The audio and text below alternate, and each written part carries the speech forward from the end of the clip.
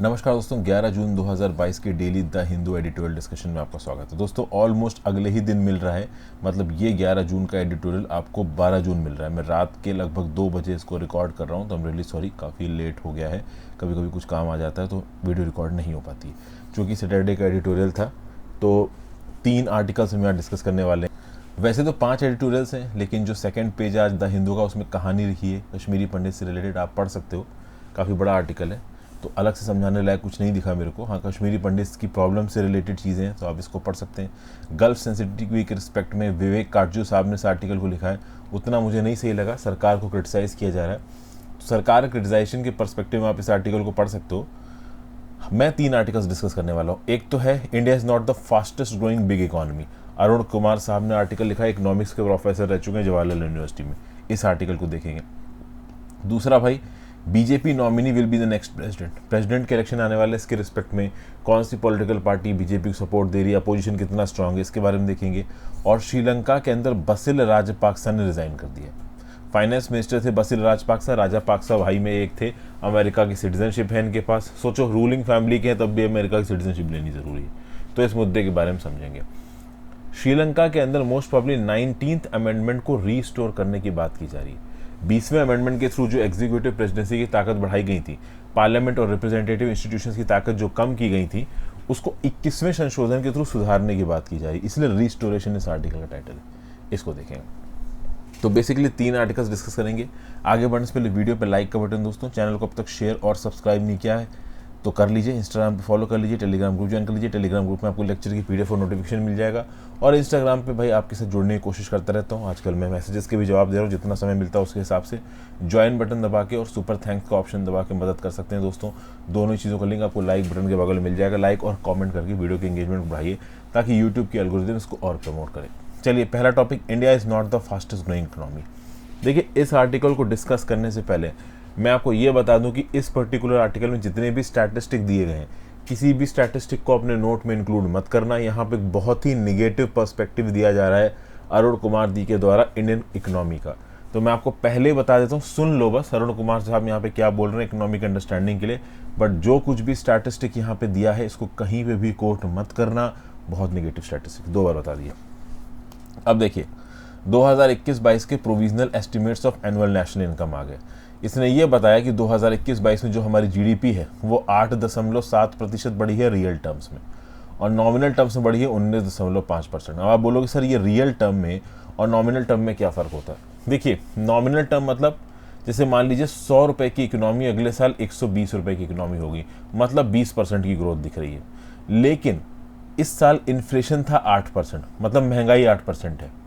मतलब ये जो 100 रुपये थे, ये अगले साल हो गया 108 रुपये। मतलब समझिए, जो चीज़ पहले साल में 100 रुपये की मिल रही थी, वो अगले साल में 108 रुपये की मिलेगी, क्योंकि 8% महंगाई बढ़ गई है। तो जो ओवरऑल ग्रोथ हुई थी ना 20% की, उसमें से 8% महंगाई हटा देंगे तो 12% की रियल ग्रोथ मिलेगी। तो अगर ओवरऑल ग्रोथ 19.5% है नॉमिनल टर्म्स, और रियल ग्रोथ 8.7% है, मतलब 19.5 में से 8.7 माइनस कर दो, 10.8% तो इन्फ्लेशन है। मतलब महंगाई थी 10.8%। मतलब 2021-22 में महंगाई पिछले साल के कंपैरिजन में 10.8% ज़्यादा थी। इसी कंटेक्स्ट में अगर आप देखो तो 2021-22 के जो प्रोविजनल फिगर्स हैं वो 2019-20 से रियल इकोनॉमिक टर्म्स में केवल 1.51% ज़्यादा है, और नॉमिनल टर्म्स में 16.9% ज़्यादा है। मतलब आप कह सकते हो कि 2019-20 से लेके 2021-22 के बीच में जो महंगाई है वो 16.4% बढ़ी है, और केवल 2020-21 से 21-22 के बीच में 10.8% बढ़ी है। मतलब जो भी आपको जीडीपी का बढ़ा हुआ फिगर नज़र आ रहा है वो इन्फ्लेशन की वजह से है, महंगाई की वजह से है। कोई रियल ग्रोथ यहाँ पे हो नहीं रही है। तो अरुण कुमार साहब ये बोल रहे हैं कि जो सरकार आज की डेट में क्लेम कर रही है ना कि भाई हम फास्टेस्ट ग्रोइंग इकोनॉमी है दुनिया भर की बड़ी इकोनॉमीज़ में, ये क्लेम बिल्कुल गलत है। क्योंकि अगर कोई इकोनॉमी बिल्कुल नीचे गिरती है, नोज डाइव करती है, फिर ऊपर उठती है, तो इसको आप ग्रोथ नहीं बोल सकते। ग्रोथ तब होती है जब आप लॉन्ग टर्म में देखो।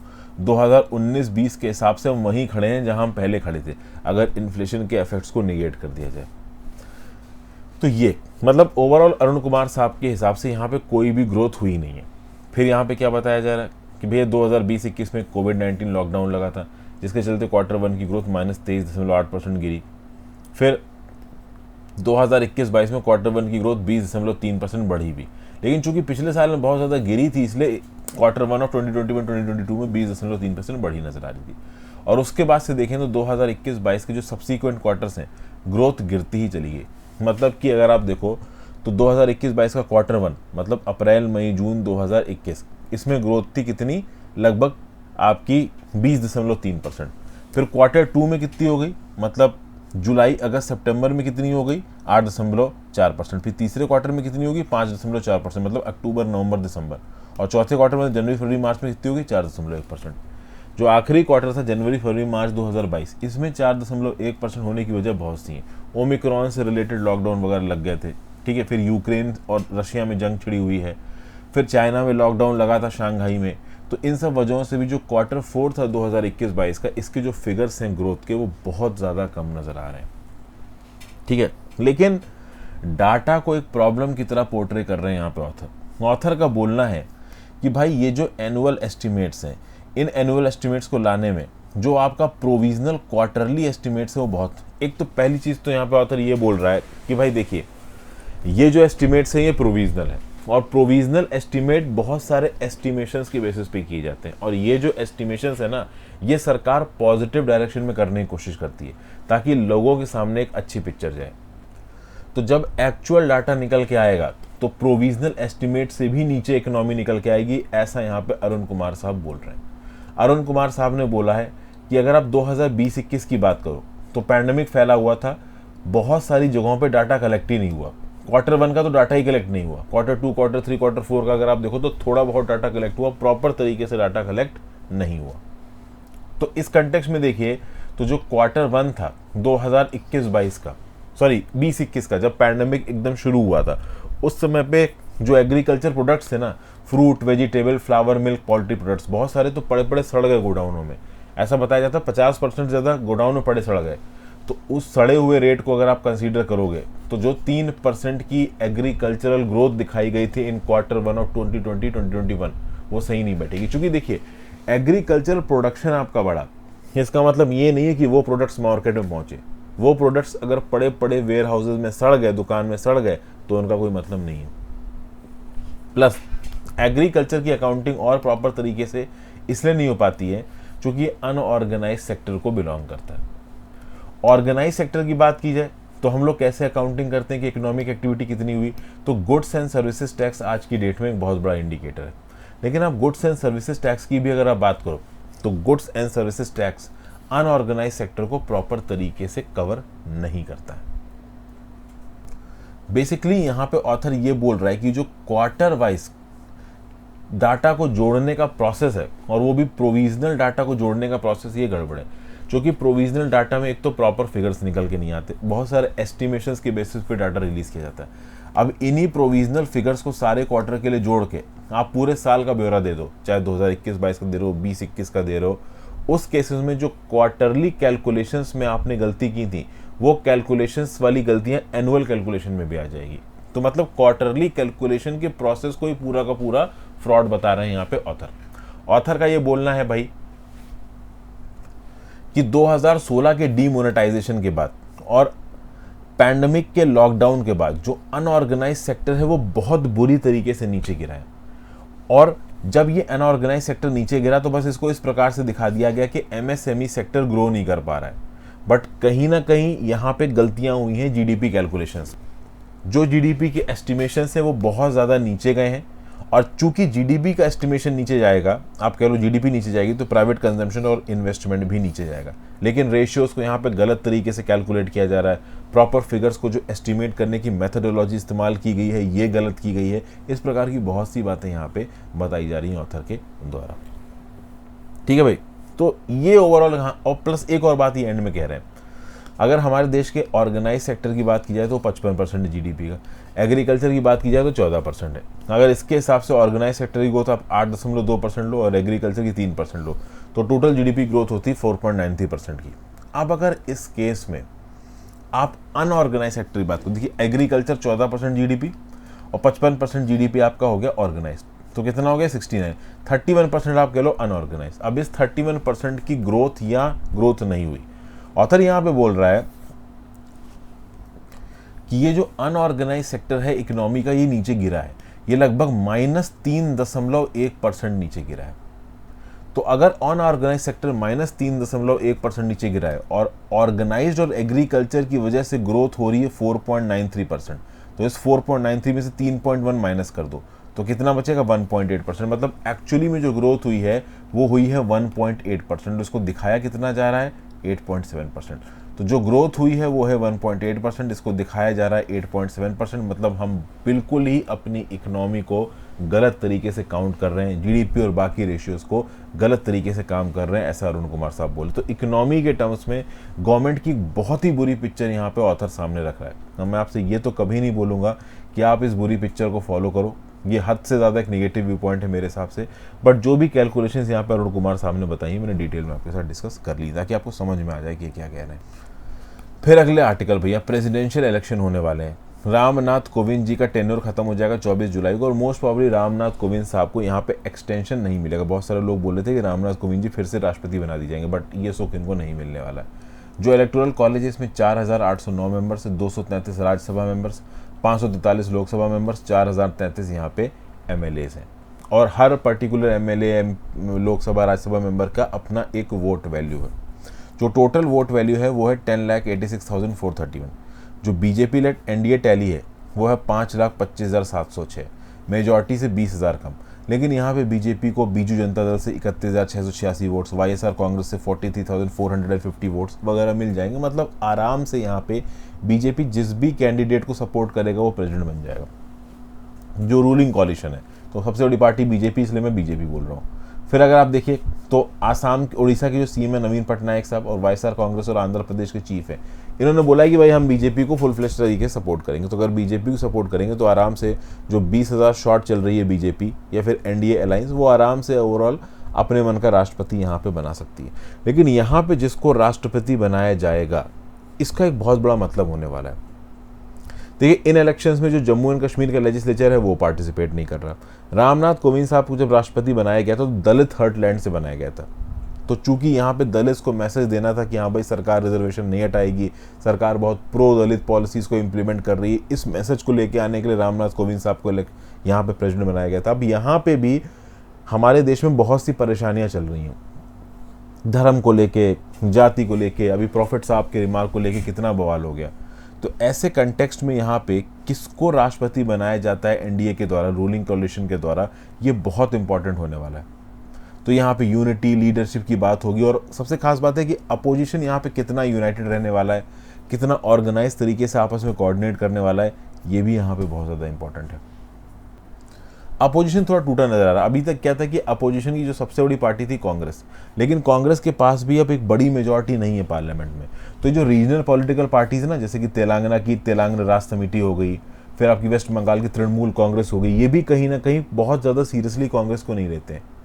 तो ये अपोजिशन में अपनी वॉइसेस को डोमिनेट करने की कोशिश करते हैं, बट इनको लगता है कि भाई कांग्रेस उतनी बड़ी ताकत नहीं है। देखिए अगर आप एमपीज की टैली के हिसाब से देखोगे तो सच में कांग्रेस उतनी बड़ी ताकत तो अपोजिशन में नज़र नहीं आ रही। तो अपोजिशन कहीं ना कहीं अपनी स्ट्रैटेजी में डिवाइडेड नज़र आ रहा है, यूनाइटेड नज़र नहीं आ रहा है। अपोजिशन में खुद में तालमेल बैठ यहाँ पे नहीं पा रहा है।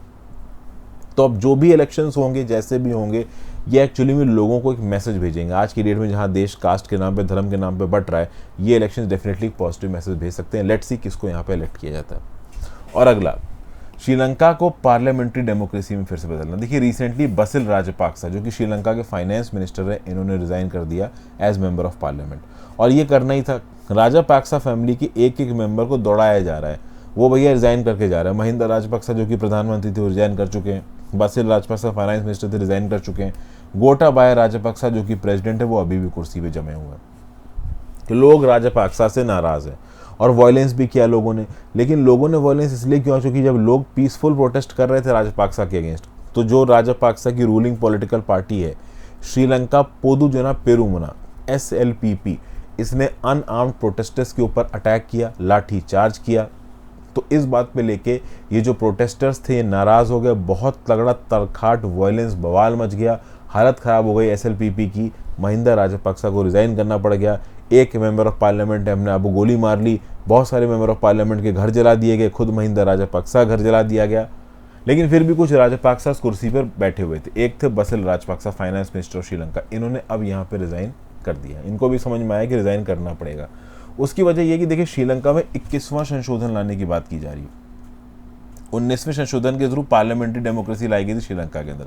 20वें के थ्रू फिर से प्रेसिडेंट को ताकतवर कर दिया गया था। अब फिर से 21वें के थ्रू पार्लियामेंट्री प्रेसिडेंसी लाने की कोशिश की जाएगी। और ऐसा बताया जा रहा है कि नए अमेंडमेंट के अंदर वो लोग जिन्होंने डुअल सिटीजनशिप पकड़ रखी है वो भाई कोई मिनिस्ट्रियल पोस्ट पे नहीं बैठ सकते। अभी जो बसिल राजपक्सा थे इनके पास अमेरिकन सिटीजनशिप भी है, तो चूंकि इनके पास अमेरिकन सिटीजनशिप है तो श्रीलंका के अंदर ये किसी मिनिस्टर की कुर्सी पर नहीं बैठ सकते। कुछ ऐसे नए नियम कानून यहाँ पे लाए जाएंगे शायद 21वें संशोधन में। तो शायद ये बात बसिल राजपक्सा को पता चल गई होगी, इसलिए वो यहाँ पे रिजाइन कर गया। अभी के लिए जो एक्टिंग प्राइम मिनिस्टर है रानिल विक्रमसिंघे। वैसे रानिल विक्रमसिंघे के समय पे ही 19वां संशोधन आया था। उस समय पे जो प्रेसिडेंट थे वो मथिलिपाल सिरिसेना थे। रानिल विक्रमसिंघे ग्राउंड लेवल पे कुछ मीनिंगफुल चेंजेस लाने की कोशिश कर रहे हैं। ज़रूरी यहाँ पे ये है कि जो गोटाबाया राजपक्सा प्रेसिडेंट बनकर कुर्सी पर बैठे हैं वो एक्टिवली यहाँ पे मदद करें रानिल विक्रमसिंघे की। रानिल विक्रमसिंघे कुछ रेवोल्यूशनरी स्टेप्स लाएंगे और ये रेवोल्यूशनरी स्टेप्स राजपक्सा फैमिली की जो पकड़ है ना, जो धौंस है ना श्रीलंका के अंदर, उसको डेफिनेटली कम करेंगे।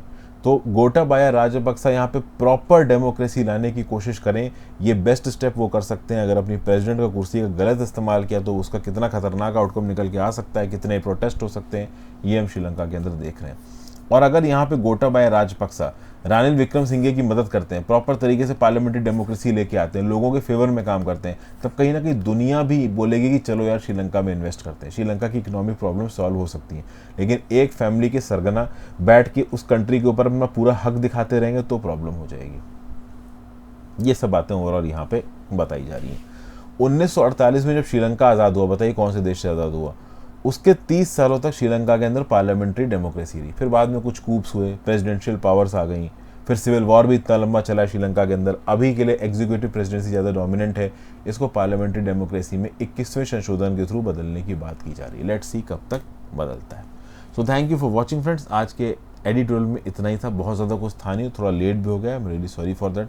वीडियो को लाइक और शेयर करके जाइएगा दोस्तों, इंस्टा पे फॉलो कर लीजिएगा, टेलीग्राम ग्रुप ज्वाइन करिएगा, हो सके तो सुपर थैंक्स टू ज्वाइन कर रोशन दुआ की हेल्प करो। और आई होप दोस्तों अगर आपके पास कुछ एक्स्ट्रा पॉइंट्स हुआ करे तो उसको डेफिनेटली कमेंट बॉक्स में लिखा करें ताकि बाकी लोग भी पढ़ के कुछ नॉलेज वगैरह ले सकें। Have a great day friends, good bye.